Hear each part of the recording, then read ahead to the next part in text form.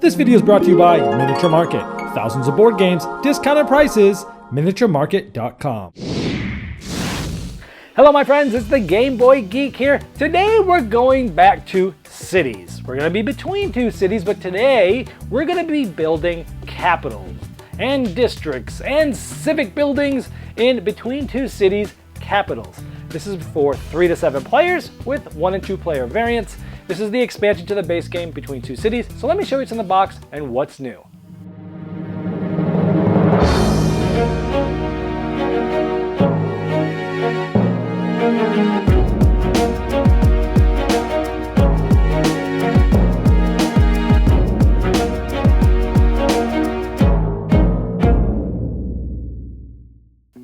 Now the expansion comes with these additional wooden bits to add to the collection from the base game that help you keep score and to tell you which city you're building. From left to right, we have the Rialto Bridge in Venice, Italy. We have the Hotel Handelshof in Essen, Germany. We have the Sagrada Familia from Barcelona, Spain. St. Philip's Cathedral from Birmingham, England. We have the World War Memorial in Indianapolis, Indiana. And we have the Temple of Heaven from Beijing, China. Now the game also comes with landscape maps. Each player will get one of these, and basically this is going to be part of your city. In the base game, your city was a 4x4 grid. In this game, there's going to be a 5x5 grid, but there's only going to be 20 tiles that you'll place because each player's new, essentially their mat here, has spots that you will not be placing things on. So anywhere you see art, you won't be placing them on. Anywhere you see art, you'll be placing them on. Any tiles tied by any bridge or bridges are all adjacent to each other. So this essentially is going to be part of your 5x5 grid there. This one's probably going to be in the top left because you'll be building out of here, but you can place it anywhere you want.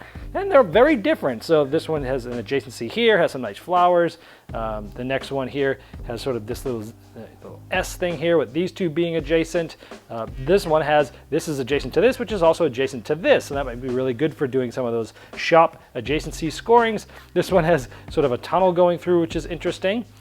This one has, oh, look at this. This is adjacent to this, adjacent to this, adjacent to this. So all 4 corners are actually touching each other, but there's nothing in the middle.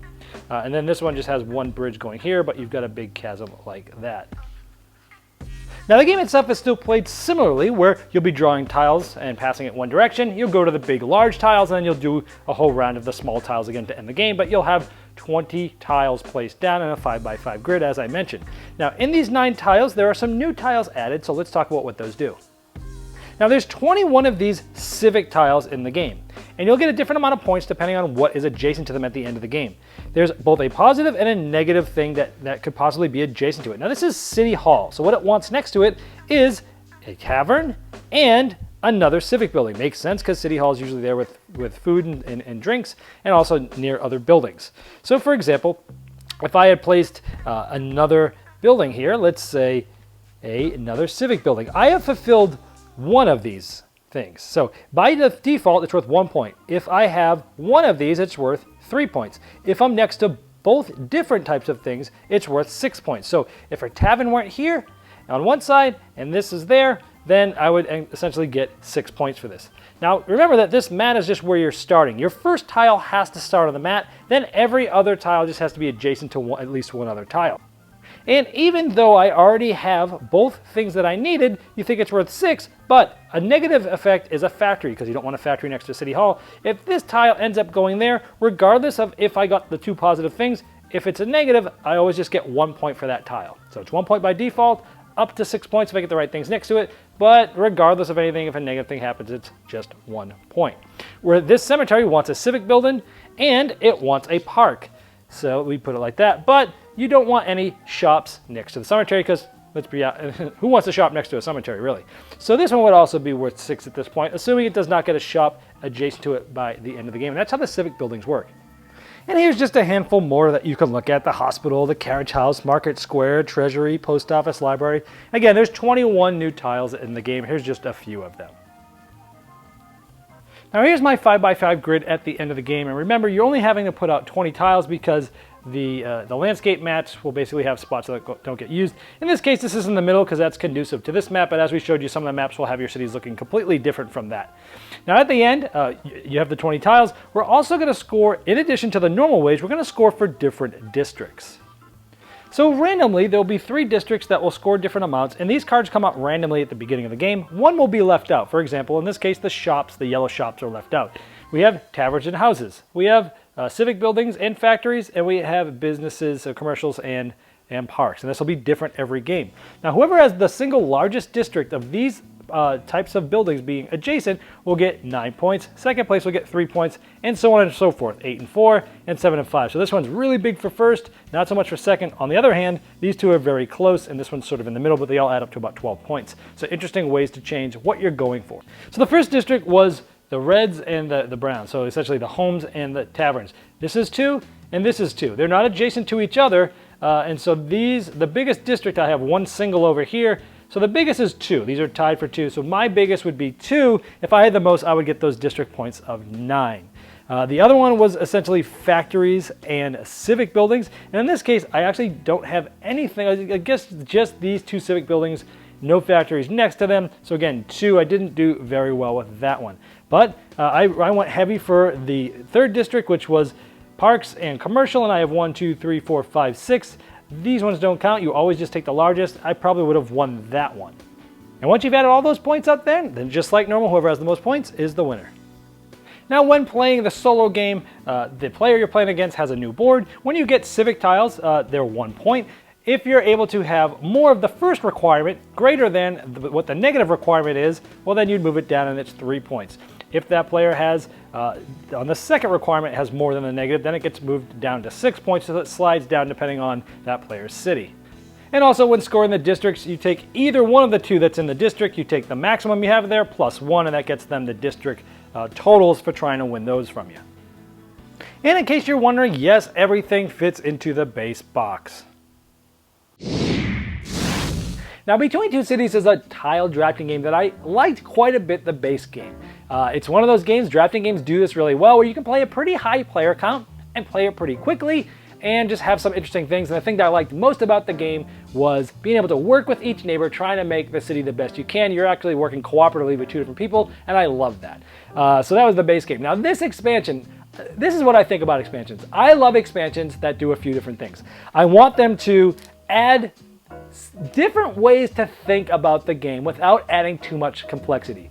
Give me some variability, or give me something that's new, that's not hard to understand, it's very easy, but then changes the way you think about the game, changes either the depth and the replayability and the variability of the game. That's what I typically like what expansion does, and this one does exactly all of that. I mean, essentially it adds 3 simple concepts.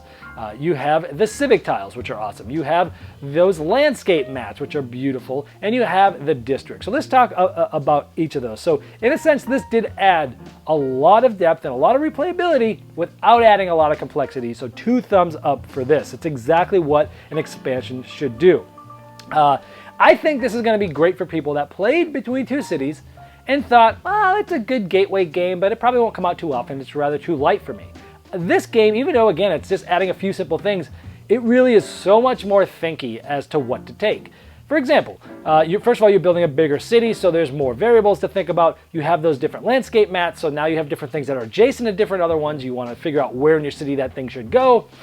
So again, it's more beautiful, bigger, and it's more to think about. But the thing that really does it are those Civic Tiles, first off, is trying to think about, okay, so this needs to be adjacent to, you know, the parks and the shops, okay, but we can't have it adjacent to a factory, okay. So you're going through all this, and like in the base game, you haven't been going for shops very often, and you get a shop late in the game, and you're like, well, I really need to get 4 of these to make it sense. I'm just going to totally disregard this shop. Not anymore, because if one of your districts needs a shop, well, you might really need that towards the end. So it really changes the way you think, because you'll be taking things in ways and putting them in places that you normally would not have placed them. So it really makes you think, well, which is better? Is it getting these civic points here, or is it really working on this other thing here?